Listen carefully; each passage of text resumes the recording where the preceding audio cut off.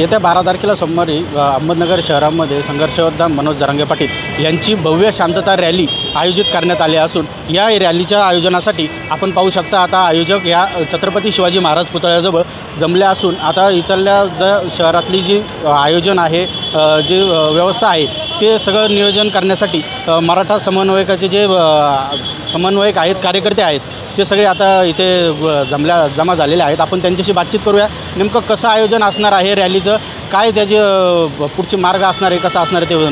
नमस्कार, देशराज मराठा संघर्ष योद्धा जरांगे पाटील सोमवारी आपल्याकडे येत आहेत नगर शहरामध्ये, त्या संदर्भात आपण कसं नियोजन केलेलं आहे रॅलीचं, काय असणार आहे? पहिलं तर मी एक सांगू इच्छितो, समन्वयक हा शब्द आम्ही फोडून काढलेला आहे। मराठा मोर्चा, ठोक मोर्चा, क्रांती मोर्चा आणि सकल मराठा हे सगळे शब्द खोडून एक अखंड मराठा समाज हे नवीन केलं आहे का हेवे देवे नको गटतट नको। आणि जे समन्वयक जे होते त्याचा समन्वयक शब्द तुम्ही वापरला म्हणून ते सांगू इच्छितो का समन्वयक शब्दामुळं मुंबई मोर्चा फेल गेलेला आहे। 172-175 लोकांनी मुंबई मोर्चा अक्षरशः विकला आणि त्याची परिस्थिती आता येऊ नये म्हणून पाटलांनी तो समन्वयक शब्द खोडला आणि मराठा सेवक म्हणजे पाटीलसुद्धा स्वतःला आज मराठा सेवक म्हणतात, तसं आम्हीसुद्धा एक मराठा सेवकच आहोत। कारण समन्वयक म्हणलं का माणसाचा इगो वाढतो आणि इगोच्या भरात तो काहीतरी उलटं करतो, म्हणून समन्वयक शब्द तरी आता इथून पुढे पत्रकारांनी ते खोडायचा प्रयत्न करा आणि एक मराठा सेवक म्हणून त्याला। आता 12 तारखेला सोमवार रोजी जी आपली रॅली होणार आहे, पाटील मुळात पुण्यात मुक्कामाला आहे, 11ला पुण्याची रॅली होणार, त्याच्यानंतर त्यांचा वाघोलीत मुक्काम आहे, त्या मुक्कामातून ते ज्यावेळेस निघतील त्यावेळेस पहिलं स्वागत आपण बेलोंडी फाट्यावर करणार, बेलोंडी फाट्यावरून सुप्यात स्वागत होईल, त्याच्यानंतर केळगाव नगरीत ज्यावेळेस त्यांचं स्वागत एंट्री होईल त्यावेळेस आपण बायपासला पुलाच्या तिथंच त्यांचं स्वागत करणार आहेत। त्याच्यानंतर केळगाव वेशीच्या समोर एक महामानव डॉक्टर बाबासाहेब आंबेडकरांचा एक स्मारक आहे, त्या स्मारकाला पुष्पहार अर्पण केल्यानंतर पाटील तिथून केळगावकरांचं स्वागत घेतील आणि तिथून कॅनेडिक चौकापर्यंत पाटील पुढे येतील। पण त्याच्या पहिलं पाटलांच्या 4 गाड्या, एक मीडिया व्हॅन, एक ॲम्ब्युलन्स असे 5-6 गाड्या पुढे येतील पुलाच्या पुढं, रेल्वे पुलाच्या नेमाने इस्टेटला बाकीच्या सगळ्या गाड्या पार्क होतील, जेणेकरून आत पब्लिकला येणाऱ्या जनतेला येणाऱ्या मराठा समाजाचे हाल होऊ नये म्हणून ती पहिली व्यवस्था तिथे आहे। तिथून कॅनेडिक चौकातून ज्यावेळेस आपण सुरुवात करू त्यावेळेस पहिलं छत्रपती पुतळ्यात जिथं शिवतीर्थावर आपण आज आहेत त्या शिवतीर्थाचं पहिलं पुष्पहार देऊन त्यांचं अभिवादन होईल, त्यानंतर इथून रॅलीला सुरुवात होणार आहे। रॅली इथून सुरुवात झाल्यावर जो आपला नेहमीचा रॅली मार्ग आहे म्हणजे मिरवणूक मार्ग आहे, छत्रपती शिवजयंती जी असेल, गणपतीची मिरवणूक असेल तर ती जी आपल्या दिल्ली गेट चौपाटीवर एंड होती तिथं सांगता होणार आहे। पण जाता जाता आपण मध्ये क्रांतीसूर्य महात्मा ज्योतिबा फुलेंचं एक स्मारक आहे, आपण त्याला बी अभिवादन करून पुष्पहार अर्पण करणार आहोत। कारण आपल्याला तळागाळातील सर्व समाज बरोबर घ्यायचा आहे, आपण कोणत्या जातीच्या विरोधात नाही।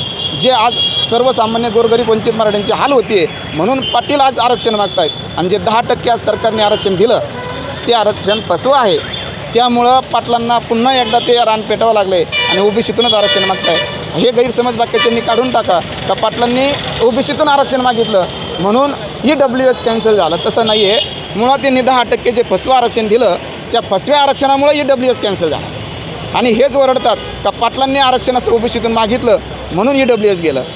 त्यासाठी पत्रकार बांधवांना एक विनंती करतो की आपण EWS हे माननीय संघर्ष योद्धा मनोज जरांगे पाटलांमुळे नाही गेलेलं, हे ह्या ना करते शासनामुळे गेलेलं आहे। याच्यात जे शिंदेसाहेब आहेत मुख्यमंत्री, तो माणूस खरोखर एक चांगला माणूस आहे, पण त्याला किती संकटाला सामना करून हे आरक्षण जे त्यांनी छत्रपतींची शपथ घेतली होती का मी आदेश पारित करतो, आदेश पारित झाले पण त्याची अंमलबजावणी झाली नाही। ती अंमलबजावणी न होण्यामागचं कारण शिंदेसाहेबांनीसुद्धा उद्या जाहीर करावं। त्यांनी जर जाहीर केलं तर येणाऱ्या विधानसभेला आत्ताचे आमदारके जे होणार आहेत त्याच्यामध्ये या शिंदे सरकारला 100% फायदा होईल, पण ज्यांनी शिंदे सरकारला तो आदेश पारित करू नाही दिला त्यांच्यावर मात्र आम्ही पूर्णपणे तुटून पडणार ह्यावेळेस। तुम्ही आत्ता म्हटलात की कार्यकर्ते ओबीसी समाज जे ते विरोध नाही, पण आता याला राजकीय क्षेत्रातून देखील विरोध होतो आहे, काही राजकीय नेते मंडळी पण आता याला विरोध करायला लागले किंवा त्याच्या विरोधात बोलायला लागले, त्यांच्याबाबत मराठा समाज कसा काय? हे पहा काय आहे, आत्तापर्यंत प्रत्येक समाजातला प्रस्थापित राजकीय माणूस म्हणजे तो मराठा असो किंवा अदर 18 पगड जातीतला कोणी पण असो, त्याची इच्छा एक आहे का माझ्यापेक्षा मोठं कोणी माझा समाज नसावा म्हणून ते विरोध करणारच आहेत। कारण हे जर समजा दिल्लीला जसं जंतर मंतरवर अण्णांनी पहिलं आंदोलन केलं आणि त्याचा फायदा केजरीवालला झाला आणि ते आप सरकार तिथं आलं, तशी परिस्थिती सध्या महाराष्ट्रात होऊ पाहते, हे या सरकारने लक्षात घ्यावं। म्हणून आत्ता सध्या जे प्रस्थापित राजकारणी आहे त्यांच्या पायाखालची वाळू घसरलेली आहे म्हणून त्यांनी ए टीम, बी टीम, सी टीम काय झेडपर्यंत टीमा केल्यात आणि त्या टीमांना पाटलांवर तोंड सुख घ्यायला पाठवलं आहे. फक्त खोटं बोलायचं पण रेटून बोलायचं, ही सवय यांची काही जाणार नाही. आणि गेंड्याच्या कातडीचे जे आत्ताचे समजा प्रस्थापित राजकीय नेते आहेत, या नेत्यांना त्याचा त्रास आहे म्हणून ते तोंड सुख आमच्यावर घेणार आहेत. पण जर घेणारच असले आणि आम्ही बी इलेक्शन करणारच असलो, राजकारण घेणार असं येऊ का एंट्री जर झालीच तर पुन्हा तुमचं कुठंच नामोनिशाण राहणार नाही, हे राजकीय प्रस्थापितांनी एकदा लक्षात घ्या. तुम्ही जसं म्हणले की यांनी ए टीम, बी टीम वगैरे केली आहे.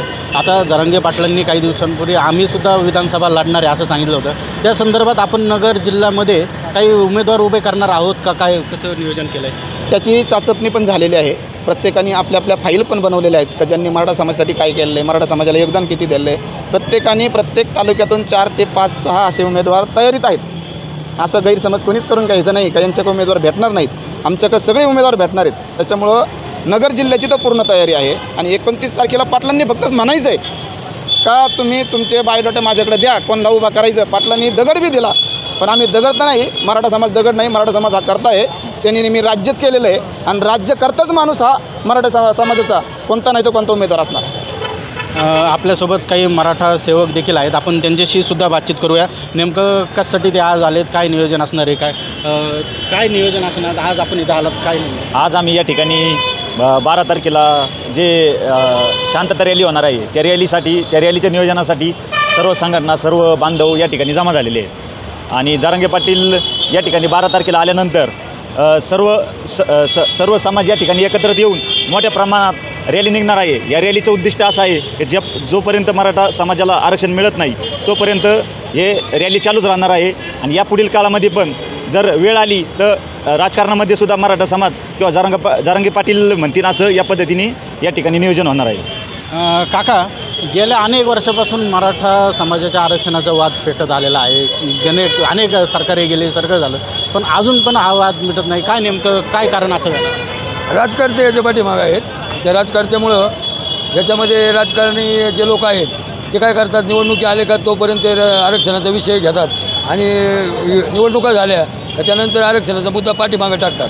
आणि पाठीमागं टाकल्यामुळं ह्या ज्या गोष्टी पुढं आल्यात आणि त्या गोष्टीला जरांगे पाटील यांनी एकमेव नेता असा भेटला आहे. त्यांनी आता याला वाचा फोडण्यासाठी भरपूर काही त्यांनी रॅल्या काढल्यात, शांतता रॅल्या वगैरे हे चालू आहे. आणि याच्यामधून आम्हाला निश्चितच हे का जरांगे पाटलाच्या या आंदोलनाच्या पाठीमागं आरक्षण हे 100% मराठा समाजाला भेटणार आहे. याच्यात आम्हाला कुठल्याही बाबतीत म्हणजे हे नाही. उद्या सोमवारी आपण बघतो की जरांगे पाटील सोमवारी इथं नगर शहरात येणार आहेत. आपण सगळी तयारी चालू आहे, सगळ्या पद्धतीने नियोजन चालू आहे. कशा पद्धतीने आपण यामध्ये सहभागी होणार आहे? समाज आमचं सर्व नियोजन सगळं झालेलंच आहे.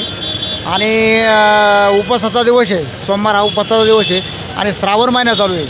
त्यामुळं कसं आहे, आम्ही खिचडीचं नियोजन ठेवलेलं आहे येणाऱ्या सर्व मराठा समाजासाठी. आणि मराठा समाजा व्यतिरिक्त इतरही समाज आम्हाला प्रतिसाद देऊन राहिलेला आहे, म्हणजे असं काही नाही. आणि जरांगे पाटील येणारच आहे आणि त्यांचं उत्स्फूर्त असं स्वागत केडगावपासून होणार आहे.